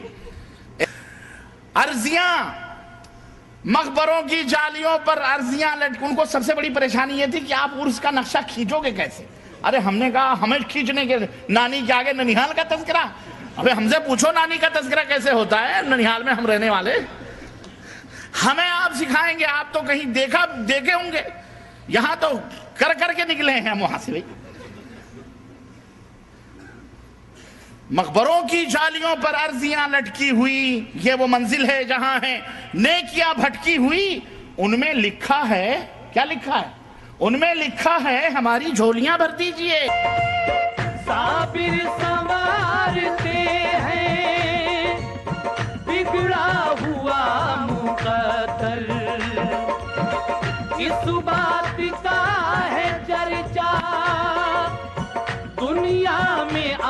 घर घर इस बात ان میں لکھا ہے ہماری جھولیاں بھر دیجئے، درد دل سن لیجئے، مشکل کشائی کیجئے، درد دل سن لیجئے، مشکل کشائی کیجئے، آپ کو اللہ نے سب کچھ دیا ہے اختیار، آپ کو اللہ، اور اللہ کی قسم میں اس مسجد میں ہوں، عرضیاں تو میں نے بہت لکھی اور یہ عقیدہ تھا، واللہ بتلا رہا، یہ عقیدہ تھا، عرضیاں آپ آئے، یہ عقیدہ تھا کہ ہم لکھتے ہیں، یہ عقیدہ جا کے چادر کے نیچے، آج بھی یہ منظر ہے، کسی بھی درگاہ پہ آپ جا کے دیکھیں، چادر کے نیچے وہ عرضیاں رکھی جاتی ہیں، اور یہ عقیدہ رکھا جاتا ہے کہ بابا باقاعدہ اس کو پڑھتے ہیں، مشکل کشائی کرتے ہیں، اور ایک عرضیوں پر مرغا دیکھ کر کے ہم سوال کرتے تھے، کیونکہ ان کا وہ پوچھتے تھے کہ حضرت اس کا کچھ نظر آنا، دیکھ لیتے تھے، اگر پھٹا پرانا ہے تو دے دو 10-15 روپے دے دو، اور اگر ذرا اپ ٹو ڈیٹ ہے، ہاں 125 روپے، 1.25 لاکھ ضرور لگتا تھا، جیسے ہمارے ہاں نکاحوں میں لگتا نا 25,000 500 1.25 کتنا لگتا ہے، 1.25 لگتا ہے، وہ 1.25 کا پنچ ضرور لگے، یہ کیا ہے، یہ سب خرافات بدعات ہیں، سمجھ رہے ہیں، لیکن بہرحال مولوی کرواتے ہیں یہ تمام سب، تو عرض کرنے کا مطلب یہ ہے کہ مرغا دیکھ کر کے پھانستے تھے، اسی حساب سے ہم اس کو مانگتے تھے، 500 دے دو، 200 دے دو، 400 دے دو، 25 روپے دے دو، کوئی بات نہیں، دیکھا پھٹا پرانا ہے، رو رہا، جا کوئی بات نہیں، چل، اس طرح سے عرضیاں، تو جناب عالی ان میں یہی ہوتا تھا کہ حضرت اس میں لکھ دو کہ نظر کرم فرمائیں، میری بیٹیاں جوان ہو گئی ہیں، شادی کروا دیں، غریب اللہ کی قسم آپ کو حیرت ہوگی، یہاں کوئی یعنی جاتے ہیں لیکن زیادہ تر غریب فقیر، ہمارے پیر کو جو تھا اس کو سب سے بڑی تکلیف یہ ہوتی تھی کہ زیادہ تر ہندو آتے تھے، وہ کہتا تھا باقاعدہ، اے وہابیو تمہیں کب عقل آئے گی، بابا کی کرامت دیکھو کہ ہندو بھی مانتا ہے اور کھچا ہوا چلاتا ہے، یا وہابی بدعقیدہ مانتا ہی نہیں، آتا ہی نہیں ہے، اب سمجھ میں آتا وہابی کیوں نہیں جاتے تھے، ہاں وہابیوں کی سمجھ میں خوب آتا ہے کہ وہاں کیا ہوتا ہے، ہندو مانتے تھے، ہندو تو خوب آتے تھے، خوب، ان کا تو ہر حرکت کرنے والی چیز ان کے ہاں کیا ہے، ہاں بھگوان ہے، اللہ ہے، سب کچھ مانتے ہو، ان میں لکھا ہے ہماری جھولیاں بھر دیجئے، آپ کو اللہ نے سب کچھ دیا ہے اختیار، میرا گل بھی ہے بہت مدت سے بے فصل بہار، میرا گل بھی ہے بہت مدت سے بے فصل بہار، یہ ملیدے، یہ بتاشے، یہ مٹھائی کے طباق، اوہو چھوٹ گئے، یہ وہابی جو ہے نا بڑے خشک مزاج لوگ ہیں، یہ تو کرایہ بھی بڑا چھانٹ کے دیتے ہیں کہ حضرت آپ کا کرایہ کتنا ہو، 1 پیسہ نہ ادھر نہ ادھر، وہاں تو نظر ہی نظرانے تھے، اللہ کی قسم بتلا رہا ہوں، پیر تک چمایا ہے ہم نے، اللہ معاف فرمائے، گھٹنے تک چومے ہیں، واللہ بتلا رہا ہوں، اور روب اتنا رہتا تھا کہ آنکھیں نکل گئی تو ہاتھ جوڑ کے فوراں کانپنے لگتے تھے، آدمی جب مشرک ہوتا ہے اسے ہر چیز سے خوف لگتا ہے، حاجی صاحب ہیں 7 نہیں 10 حج کیا ہوا ہے، بازار جا رہے ہیں، تھوڑی دیر میں منہ لٹکائے ہوئے آ گئے، حجن اماں نے پوچھا کیا ہوا، بازار جا رہے تھے لوٹ آئے، وہ بیگم بلی نے راستہ کاٹ دیا، خوف کا عالم، یہ دیکھو شاہ صاحب آ گئے، اللہ ہی خیر کرے، توصیف الرحمن راشدی، یہ سیدوں نے بہت بیڑا غرق کیا ہوا ہے، یاد رکھو، اور یہی بیڑا پار کروائیں گے، ہے نا، یہی بیڑا پار بھی کروائیں گے، آ جاؤ، اچھا چلو ٹھیک ہے، عرض کرنے کا مطلب یہ ہے انہوں نے خوب لوٹا ہے، اذان ہونے والی ہے، دیکھو کوئی اشعار پڑھ لوں جو اذان کہہ لو بھی نماز پڑھ لیتے ہیں، پھر اگلی قسط باقی رہے گی آپ کے ہاں، آؤ گے اگلے دفعہ انشاءاللہ 2 قسطیں ہماری رہ جا رہی ہیں، ایک قسط باقی ہے ادھر شہر میں عزیزیہ میں، اس کا موضوع ہے بنت حوا کی پکار، فرسٹ پارٹ ہو گئی ہے، سیکنڈ پارٹ باقی ہے، اور یہ ہے عرس کیا ہے، اور اس موضوع پر میری کتاب بھی آئے گی انشاءاللہ، اس تقریر کے بعد میں ترتیب دوں گا اور آپ کو انشاءاللہ تعالی پہنچے گی آپ تک، خریدو گے کہ نہیں خریدو گے، چلو اللہ کسی اہل خیر کو دے دو فری میں بھی بڑھ سکتی ہے کہ نہیں، لیکن انشاءاللہ میں اس کے اوپر قلم اٹھاؤں کیوں ضروری ہے، ذرا لکھوں گا میں، آپ کو اللہ نے سب کچھ دیا ہے اختیار، میرا گل بھی ہے بہت مدت سے بے فصل بہار، یہ ملیدے، یہ بتاشے، یہ مٹھائی کے طباخ خوب آتے ہیں، خوب آتے ہیں۔ اور ہم فاتحہ کے لیے بیٹھے رہتے تھے درگاہ پہ، مزار پہ، اور تقریباً ہزاروں کی بھیڑ ہوتی تھی۔ کون ظالم قل اعوذ برب الفلق، قل اعوذ برب الناس، قل یا ایھا الکافرون، سورہ فاتحہ اور قل هو اللہ، اور اس کے اوپر ان اللہ ملائکتہ یصلون علی النبی یا ایھا الذین آمنوا صلوا علیہ وسلم تسلیما، اللہم صل، اتنا لمبا چوڑا پورا پڑھ کے کون فاتحہ دے؟ جبکہ لائن لگی ہوئی ہے مٹھائیوں کے، دونوں 10 کلو، 5 کلو، 2 کلو، جس کی جو توفیق ہوتی ہے وہ باقاعدہ جناب مٹھائیاں چلتی ہیں، میلہ لگا ہوا، وہاں سے خرید کر کے نذرانے آ رہے ہیں۔ ایک اتنا بڑا مٹکا رہتا تھا ہمارے بغل میں، جسے آرڈر یہ تھا کہ 15-20 منٹ میں یہ فل ہونا چاہیے، اللہ کی قسم۔ اب ہم کیا کرتے تھے؟ سنو ہماری کارستانیاں، ہاں، اندر کا بھیدی کہتے ہیں نا، کہ کیا ہے وہ؟ لنگا ڈھائے، لنگا ایسے نہیں ڈھائے، ہاں۔ وہ ہوتا یہ تھا کہ جناب عالی جلدی بیٹھے رہتے، ہم پڑھتے کیا تھے؟ یہ جو لوگ بہت الو ہیں، بیوقوف۔ آپ سب وہ تو ہدایت پا گئے تو اب عقل مند ہو گئے ہو، تو اب تو 1 روپے بھی ادھر نہیں کھسکا رہے ہو، وہاں تو نہ جانے کیا کیا سپلائی کیا ہوگا تم لوگوں نے، ہاں۔ لیکن وہ کرائے کی بات چل رہی تھی نہیں، ہاں، کرائے کی۔ علماء کے لیے خرچ کیا کرو، سمجھو، علماء کو کھلاؤ، ہاں، غیروں کو کھلا کے تھکو، یہاں کھلاؤ گے نیکیاں ملیں گی، وہاں تو سب کوڑا کباڑا ہو گیا، خلاص، اب اس کا کفارہ ادا کرو۔ یہ مذاق کی بات ہے۔ اللہ تعالیٰ ہمیں لوگوں کا محتاج نہ بنائے، اللہ ہمیں اپنا محتاج بنائے۔ مٹھائیاں اٹھا کے ایک کو خاص طور سے بٹھائے رکھتے تھے، ایک تھا لنگڑا تھا، ایک نام نہیں لوں گا، عالم ہو گیا ہوگا، وہ فارغ ہو رہے، وہ بیٹھ کر ہم کیا کرتے تھے؟ کونچ اس کو چمٹے مارتے تھے، جلدی کر، ہے نا، وہ پڑھتا ہی رہتا تھا جب تک ادھر سے اگر بتی اتنے سلگتے ہیں کہ نہیں، اٹھائی خاک، اتنی مٹھائیاں اٹھا کے سب سے پہلے کہاں؟ اندر، تھوڑی تبرک، اس میں سے 2-4 بتاشے اٹھا کے، لو بھائی کس کا یہ ہو گیا فاتح، ہو گیا بھیا، ہاں، بڑھ رہے ہیں مٹھائیاں، پھر آ رہی ہیں، پھر جا رہی ہیں، آدھا گھنٹے میں 15-20 منٹ میں وہ مٹکے بھرتے تھے، اور باقاعدہ 5-6 آدمی اندر تک لگے رہتے تھے تاکہ بیچ میں کوئی ہضم نہ کرے، وہ ڈائریکٹ مٹکا اندر پہنچتا۔ عورتیں 15-20 لگی رہتی تھیں، بتاشے الگ، مرمرے الگ، جلیبیاں الگ، لڈو الگ، گھی کی مٹھائیاں الگ، سب چھانٹنے کے لیے، واللہ۔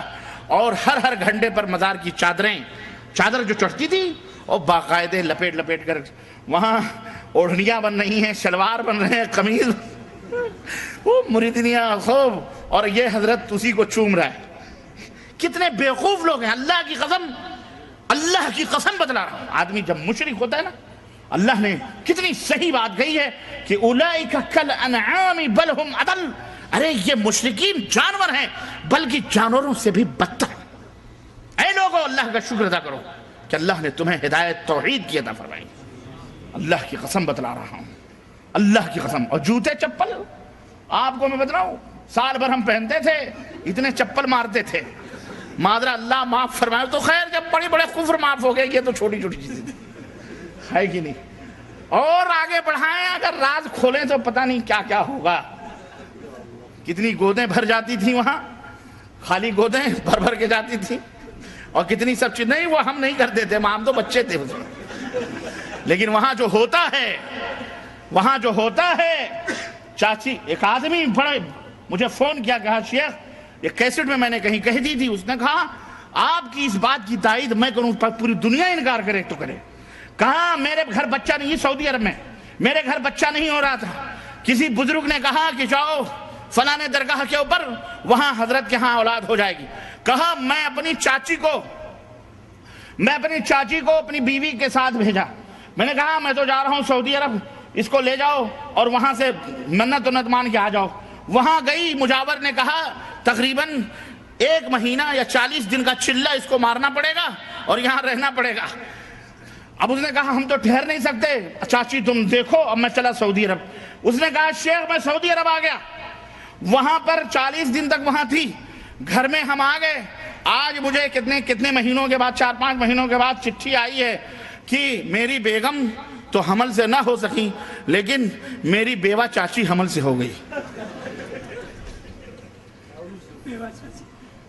ہاں جناب وہ حمل سے ہو, اس کی بیوی تو حمل سے نہ رہی ہو سکی لیکن اس کی چاچی ضرور حمل سے ہو گئی. کہا اس کے بعد میں نے توبہ کیا, میں نے کہا آپ جو کہہ رہے ہیں بالکل صحیح کہہ رہے ہیں. ہم نے کہا چلو ٹھوکر لگنے کے بعد تمہیں سمجھ میں آئی, کاش اس سے پہلے سمجھ میں آتی تو کم از کم چاچی کی بھی آبرو بچ جاتی. چاچی کی آبرو گنوانے کے بعد تجھے سمجھ میں آئی اللہ کے بندے. تو بھیا سمجھو, میری آواز سننے والوں جہاں کہیں بھی, میری ماں بہنوں سے بھی یہ درس سمجھو, یہ سب چرسی, گجیڑی, بھنگ پینے والے بدکار, یہ بظاہر نماز روزے اور اندر ہم سے پوچھو یہ پیر کیا کرتے ہیں. اللہ کی قسم وہ بھیانک, وہ شیطانی منحوس چہرے, قادری بن جاؤ, چشتی بن جاؤ, نقشبندی بن جاؤ, یہ سب چونچلے بازیاں, ڈھکوسلے. ہم نے کہا کسی اور کو بتاؤ جا کے, ہمیں سامنے ولایت کا ذکر نہ کرو. ہمارے سامنے ہمیں یہ برہنہ نظر آتے ہیں. یہ کون تھے؟ یہ اسمگلر, یہ چرسی گنجی بھنگ ایک وقت کی. اور نماز پڑھ لینے سے کیا ہوتا ہے؟ نماز پڑھنے سے کیا ہوتا ہے؟ نماز تو شیعہ بھی پڑھتے ہیں, نماز تو قادیانی بھی پڑھتے ہیں. پڑھتے کہ نہیں پڑھتے؟ تم سے زیادہ اچھے میں احمدیہ ٹی وی دیکھو, تم سے زیادہ خوبصورت نظر آئیں گے, تم سے زیادہ وائٹ منظم, تم سے زیادہ خوبصورت مسجدیں ان کی, تم سے زیادہ نمازی. اور نمازی پڑھنے والے تو نبی کے زمانے میں خوارج بھی تھے, جن کے بارے میں اللہ کے نبی نے فرمایا کہ تحقرون صلاتکم عند صلاتہم, یہ خوارج نماز پڑھیں گے, ایسے پڑھیں گے کہ میرے صحابہ تم اپنے نماز کو ان کے مقابلے میں حقیر سمجھو گے. لیکن وجدتہم لقتلتہم قتل عاد, لیکن اگر یہ ہمیں مل گئے ہمارے زمانے میں تو جیسے قوم عاد کو قتل کیا گیا تھا میں ان سے قتال کروں گا. نماز پڑھنے, نماز روزے کو تم نے یہ سمجھ لیا یہی ٹائٹل ہے, لمبی داڑھی کر لی, نماز پڑھ لیا, پگڑ باندھ لیا, جگہ باندھ لیا, ہو گیا بہت بڑا ولی اللہ ہو گیا. یہ نہیں علامت ہے. سب سے پہلی علامت ایمان کی یہ ہے کہ وہ موحد ہونا چاہیے. کیا ہونا چاہیے؟ موحد ہو. اور اس کے بعد سنت نبی حضرت محمد الرسول اللہ صلی اللہ علیہ وسلم کی سنت کا پابند ہو. یہ نہیں کہ وہ آسمانوں میں اڑ رہا ہے تو بہت بڑا ولی اللہ ہے. نہ, دیکھو وہ نبی کی سنت کا پابند ہے کہ نہیں ہے, سنت کے مطابق اس کی نماز ہے کہ نہیں ہے, سنت کے مطابق اس کی زندگی ہے کہ نہیں ہے. بعد میں اس کی داڑھی, اس کی مونچھ دے کر کے دھوکہ کھانا. خیر یہ سب ہوتا تھا, چھوڑیں آپ اس کو, کیا کریں گے. اللہ تعالیٰ نے وہ چھڑوا دیا. دنیا کی رنگ رلیاں تھیں, مزے تھے, لیکن ہم کو اللہ نے, آپ کو بھی اللہ ہدایت دے, ہمیں بھی ہدایت دی. اللہ کا شکر ادا.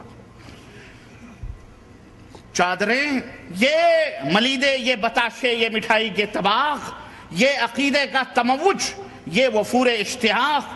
چادریں چڑھتی ہوئی, ڈھولک بھی ہے بجتی ہوئی. ہاں ڈھولک بھی بجتی ہے اور چادریں بھی. چادریں چڑھتی ہوئی, ڈھولک بھی ہے بجتی ہوئی. یہ موحد ہیں جو پوجا کر رہے ہیں پیر کی. یہ کون ہیں؟ اپنے آپ کو مسلمان کہتے ہیں. یہ موحد ہیں, یہ موحد ہیں جو پوجا کر رہے ہیں پیر کی. کوئی سجدے میں جھکا ہے, کوئی مصروف طواف, چکر لگ رہے ہیں قبر کے. کوئی سجدے میں جھکا ہے, کوئی مصروف طواف, تھام رکھا ہے کسی نے دونوں ہاتھوں سے غلاف. اور اب تو عالم یہ ہے کہ آپ صرف سر جھکائیں نا, مجاور پورا ڈھکیل دیتا ہے. اور چادر اڑا کر, چادریں باقاعدہ اوپر ڈال دیتا ہے. اچھے سے کر لے بیٹا. اور بعض مزارات, اللہ معاف فرمائے, یہ مجاور اتنے بدماش ہوتے ہیں کمینے, باقاعدے چادروں کے نیچے لڑکیاں جو جاتی ہیں نا, ان کے ہاتھ پکڑ کے ٹھٹولتے ہیں. واللہ بتا رہا ہوں, غیرت کرو, تمہاری مائیں بہنیں کہاں لٹ رہی ہیں دین کے نام پر, اسلام کے نام پر, عقیدت کے نام پر. مزاروں پر کیا نہیں ہوتا, دھینگا مچتیاں. کوئی سجدے میں جھکا ہے, کوئی مصروف طواف, تھام رکھا ہے کسی نے دونوں ہاتھوں سے غلاف, رو رہا ہے کوئی چوکھٹ ہی پہ سر رکھے ہوئے. رو رہا ہے کوئی چوکھٹی پہ سر رکھے ہوئے، ہیں کسی کے ہاتھ بہرے التجا اٹھے ہوئے، بھر دو جھولی بھر دو جھولی۔ ہاں یہ جا کے دیکھو داتا گنج حجویری کے مزار پر، پاک پٹن جا کے دیکھو، جا کے دیکھو اجمیر میں، جا کے دیکھو کلیر میں، بہرائچ میں، جا کے دیکھو ان مزاروں درگاہوں پر۔ مولوی ہمیں عرس کا معنی بتلانے چلا ہے، کیا نیاز فاتح قرآن اوران پڑھ لو یہی عرس ہے؟ کس مولوی بذات بتائے گا یہی چیز کا نام عرس ہے؟ یہی عرس میں ہوتا ہے بس؟ وہ بات آئے گی بہرحال۔ رو رہا ہے کوئی چوکھٹی پہ سر رکھے ہوئے، ہے کسی کے ہاتھ بہر التجا اٹھے ہوئے، ہن برستا ہے، ہن یعنی برکت، ہن برستا ہے یہاں، ہن مانے سونا بھی ہوتا ہے، ہن برستا ہے یہاں چاندی اگاتی ہے زمین، ہن برستا ہے یہاں چاندی اگاتی ہے زمین، آخرت کی یاد اس جاں پاؤں رکھ سکتی نہیں، وہاں آخرت یاد آئے۔ اللہ کے نبی نے کیا فرمایا تھا؟ کنت نہیتکم عن زیارت القبور فزوروها، میں نے تمہیں قبروں کی زیارت سے روکا تھا۔ یہ حقیقت دیکھو اللہ کے نبی بتا رہے ہیں، کیوں روکا تھا معلوم ہے؟ کہ جیسے یہود و نصارہ گمراہ ہوئے کہیں یہ نہ ہو جائے، لیکن اب میں تمہیں اجازت دیتا ہوں تم قبروں کی زیارت کرو۔ کیوں؟ فَإِنَّهَا تُذَكِّرُكُمُ الْآخِرَةَ، اس لیے کہ قبروں کی زیارت تمہیں آخرت کی یاد دلائے گی۔ آخرت یاد آتی ہے وہاں، وہ بجتی ہوئی پائلیں، وہ ڈھولک کی تھاپ، وہ رنگ برنگی لڑکیاں، وہ عورتیں، وہ لپسٹک، وہ پاؤڈر، وہ زلفیں کھلی ہوئی، وہ کالے کالے آنکھیں، وہاں تمہیں آخرت یاد آئے گی۔ اور اس کے اوپر عطر اور فوارے، اور اس کے اوپر گلاب اور پھول اور وہ پتیاں اور وہ مٹھائیاں، وہاں تو عیش و جنت ہے، وہاں آخرت یاد آنی ہے۔ تو جاؤ کسی ایسی قبر، یہ سعودی عرب کے قبرستان میں جاؤ کبھی شام کو صبح کو زیارت کرنے، تمہیں موت ہی نہ یاد آئے تو بھی بولنا کہ ربانی تو کیا بول رہا ہے۔ ان مزاروں پہ آخرت یاد آتی ہے، یہاں تو دنیا داری ہی دنیا داری ہے۔ آخرت کی یاد اس جا پاؤں رکھ سکتی نہیں، اور زائروں کے خود مجاور ہی جھکا دیتے ہیں سر، زائروں کے خود مجاور ہی جھکا دیتے ہیں سر، مور کے پنکھوں کے سائے میں کلاوے باندھ کر، مور باقاعدے پنکھے جھلے جاتے ہیں۔ وہ بیچارہ فقیر مجاور لگا، اس کو بھی 100 250 کی فکر رہتی ہے، پنکھے جھلتا رہتا، جیب میں نوٹیں جاتی رہتی ہیں اس کے بھی، کوئی خالی نہیں رہتا، یہ کوئی مقصد نہیں کوئی کرتا، ہاں سب لگے بندھے رہتے ہیں۔ ہے یہ تعلیم نبی فرمان قرآن کریم، سنو، ہے اب یہ تعلیم ہو رہی ہے، تمہیں نصیحت ہو رہی ہے، یہ تعلیم نبی فرمان، ہے یہ تعلیم نبی فرمان قرآن کریم، ہے ہر ایک بدعت دلالت، شرک ہے ظلم عظیم، بدعتوں ہی بدعتوں کی ہر طرف شیشہ گری، بدعتوں کی ہر طرف شیشہ گری، اس طرح تردید فرمان رسول اللہ کی، اور مدعی توحید کے اور شرک سے یہ ساز باز، مدعی توحید کے اور شرک سے یہ ساز باز، ایک طرف قبروں پہ سجدہ دوسری جانب نماز، ایک طرف قبروں پہ سجدہ دوسری جانب نماز، التجا فریاد استمداد غیر اللہ سے، التجا فریاد استمداد غیر اللہ سے، یہ نہیں ہے شرک تو پھر شرک کس کا نام ہے؟ یہ نہیں ہے شرک تو پھر شرک کس کا نام ہے؟ لوگوں سنو، تابکے یہ کھیل دنیا کو دکھایا جائے گا، تابکے یہ کھیل دنیا کو دکھایا جائے گا، اور مذہب کا توحید کا کب تک اڑایا جائے گا؟ مذہب کا توحید کا کب تک اڑایا جائے گا؟ میرے عزیزوں، میرے دوستوں اور بھائیوں، اس لیے ہوش کے ناخن لو اور اٹھو، اور اگر کچھ مدد کرنی ہے مسلمانوں کی تو روپے و پیسوں سے زیادہ ان کی آخرت کی فکر کرتے ہوئے پہلے آپ اپنی مدد کرو کہ توبہ کرو اللہ تعالیٰ سے، اور دوسرے یہ کہ ان شرک کی طرف، ان قبر پرستیوں کی طرف بڑھتے ہوئے قدموں کو اپنی دعوت سے، اپنی جد و جہد سے، اپنی محنت سے ان کو روکو، اور ان کو اس جہنم میں جانے سے بچاؤ، اور ایسے مولوی جو اس طرف دعوت دیں انہیں بھی پکڑو اور انہیں سمجھاؤ، کیونکہ وہ جاہل ہیں، وہ مولوی بنے ہیں شکل و صورتاً لیکن وہ جاہل ہیں، انہیں کچھ پتہ نہیں، وہ بھٹکے ہوئے گمراہ ہیں۔ یہ ہماری آپ کی ذمہ داری ہے کہ یہ عرس، یہ میلے جہاں کہیں بھی، ڈرو نہیں، اللہ سے ڈرو، اور کسی سے مت ڈرو، ان کے خلاف آواز بلند کرو، ان کے خلاف کھڑے ہو، اور اپنے محلے، اپنے قریے، اپنے بستی، اپنے ملک، اپنے وطن، جہاں کہیں بھی تم رہتے ہو، حکمران ہیں، کچھ بھی ہیں، انہیں نصیحت کرو کہ یہ تمام سب یہ تمام سب شرک ہے. یہ مسلمانیت نہیں، اسلامیت، یہ یہودیت، نصرانیت، ہندویت ہے. یہ اسلام سے اس کا کوئی رشتہ اور تعلق بولو نہیں ہے. یہ ہی ہماری دعوت ہے. یہ پہلی قسط ہے. یہ کیا ہے؟ یہ ہاں، اس کے شکوک و شبہات انشاءاللہ اگلی قسط میں، اگلے زندگی رہی اور آپ نے یاد کیا تو اگلی دفعہ اسی مسجد میں انشاءاللہ تعالی اس کی حقیقت بیان ہوگی انشاءاللہ تعالی.